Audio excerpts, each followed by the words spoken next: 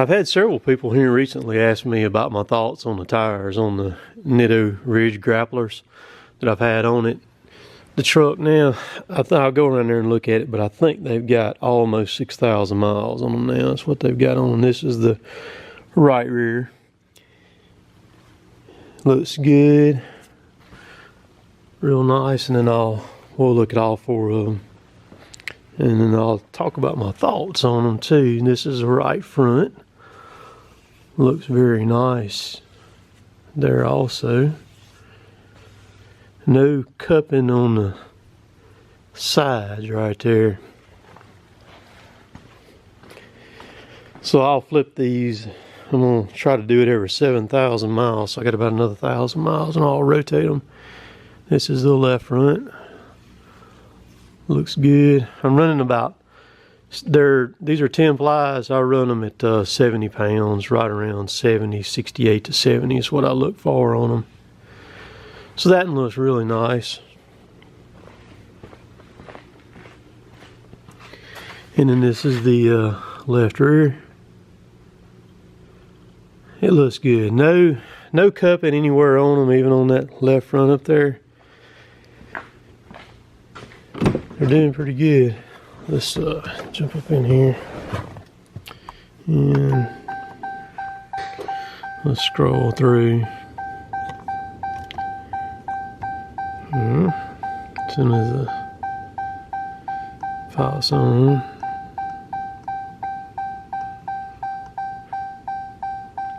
Yeah, 5,832 miles of what I've got on those tires right there. See, in that 5,800 miles, I'm averaging 17.4 miles to the gallon right there on that overall. So, my thoughts on these tires. I like them. I like them a lot.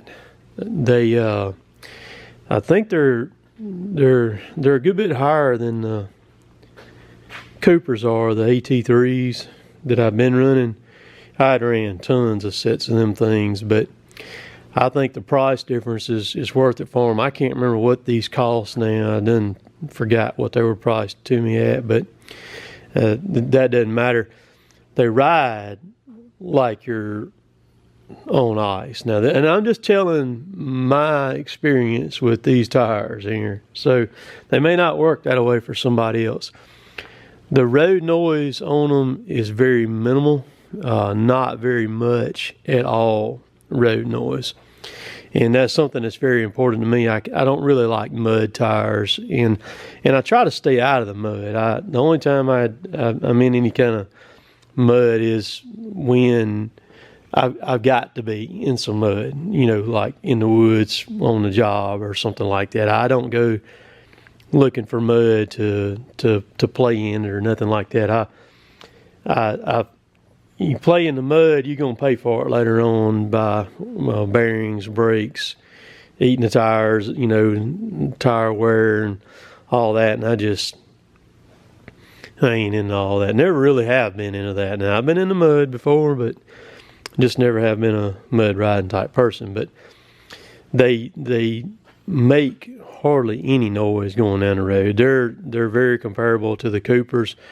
And the Coopers didn't make hardly any noise either, the AT3s, but these do very well on that aspect. The ride of them, like I said a while ago, is very, very nice. When I hook my trailer behind the truck, it still rides really good, even with the trailer behind it. I really like that too. Pulling the Ranger on that trailer over there, when I get out on the road and stretch it out 78, 80 miles an hour, it's just silk going down the road. No vibration, no nothing. And I got two not so good sets of Coopers on this thing back to back. And, you know, I drive a lot of miles. I've, you know, put almost 6,000 on these right here already in the short time that I've had it. But we cut a lot. Like right now, we're 40 miles from the house, which is not far, but you do it, you know, every day, and then you travel on the weekends a little bit too. You know, it adds up pretty quick.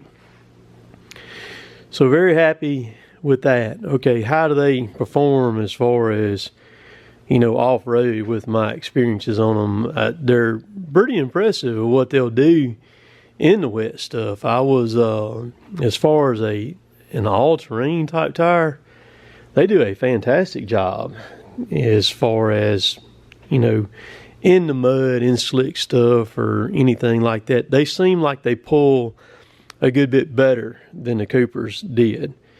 And, you know, these trucks like this, so it's 3,500, you got the Cummins in it. They're big slugs, they're heavy, but it does very good with the tires that are on there. Like I said, I hadn't been in any deep mud, and I don't plan on it, but I have been in some stuff that it really surprised me that it kind of pulled through, that I didn't have to be helped or anything like that.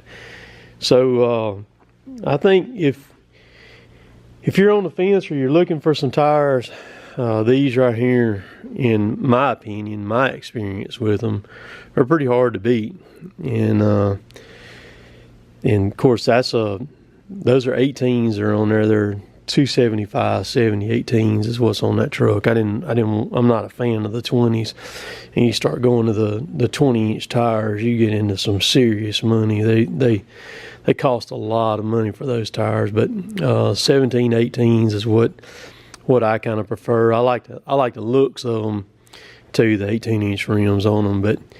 And I will say this, it did affect my fuel mileage a little bit with these tires, more so than the Coopers. This truck, starting out the gate with it, straight brand new stock, did really, really good on fuel mileage. It was up around, if I got out on the highway and kept it, you know, under 65, it would do 21.5 to 21.7 is what this truck would do. And it would stay like, even if I ran it pretty good, it would drop down right around 20. High 19s, right around 20 if I was running 75, 80. It did really well there.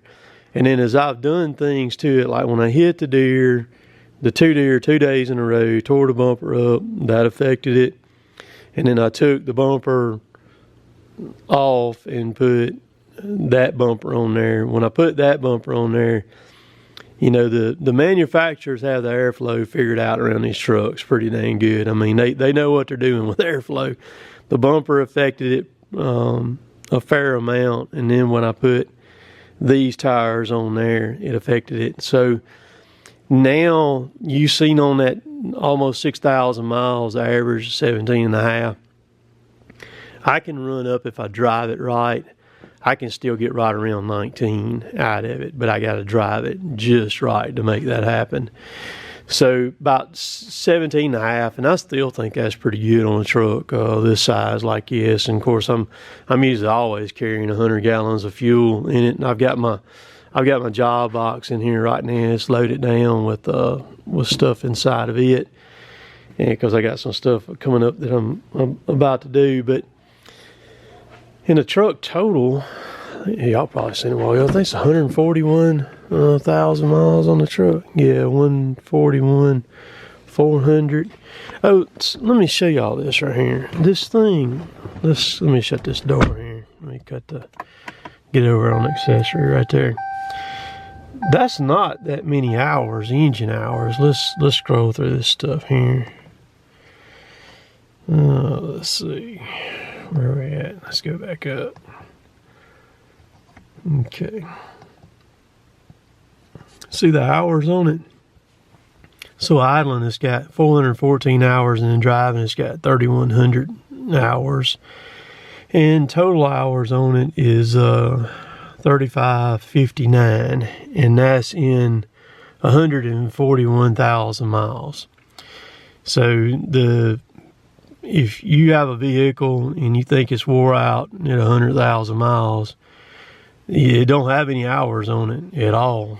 And it'll, so say if you run it to say 7,000 hours at the average of what I'm doing right there, you would have right around 300,000 miles on it. You know, 280 if it stayed that same pace right there. That's what it would be, about 280 to 300,000 and 7,000 hours. That's still not a lot on an engine or anything. But so that's just my thoughts on the Nittos. I will be buying another set of them to go on again. I've heard a lot of people talk about them and suggest looking at them and getting them, and I finally bit the bullet and did.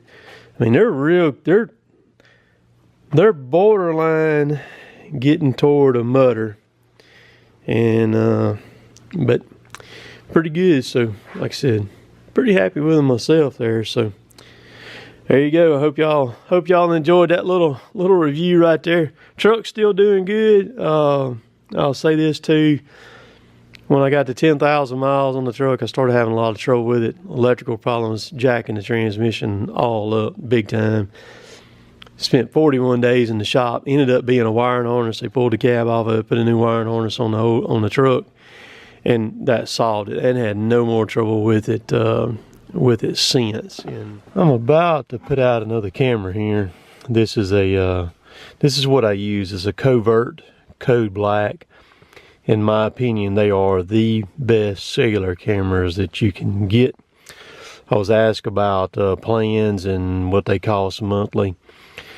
Basically, the first camera that you get, they run $24.99 for 3 months for 10,000 pictures. So the first camera, you're looking at, $8 a month is what it is. So, $25 for 3 months. The more cameras you add, the more of a break that you get. I currently have 7 of these cameras right here. There are more deer being killed with these cameras now than anything else. I mean, it's deadly for deer and turkey. And then I run them off of these batteries right here. These are 12 volt, the sealed batteries. They run about 19 bucks. That's the best way to do it. But you got to have one of these converter cords right here from Covert. What this converter cord does is it converts the 12 volts back to 6 volts, because this camera cannot take but 6 volts. So if you run it on AA's, you need to run lithiums. And so a set of lithiums from Walmart, it takes 12 to run it. You're looking at 16, 17 bucks, and the cold affects them really bad. So if you're in a really cold area, those batteries will die quick on you. And one of these batteries, they'll usually last a couple years for about 19 bucks, for about the same as what one set of lithiums cost in here. Most of mine I'm running off of car batteries is what I'm running off of. So like I said, that's the best one to do it. The app works great, and it sends it straight to the app on your phone or iPad or whatever you got. And Covert they're very easy to deal with too. So we're fixing to go put this up. I'll show y'all how to do this. So all they've got is just a strap on them, and you can buy replacement straps off of Amazon. They're very inexpensive. It just goes around a tree. They make all kind of other mounts. They got a 1/4 screw, threaded screw in the back and in the bottom right there too. And the battery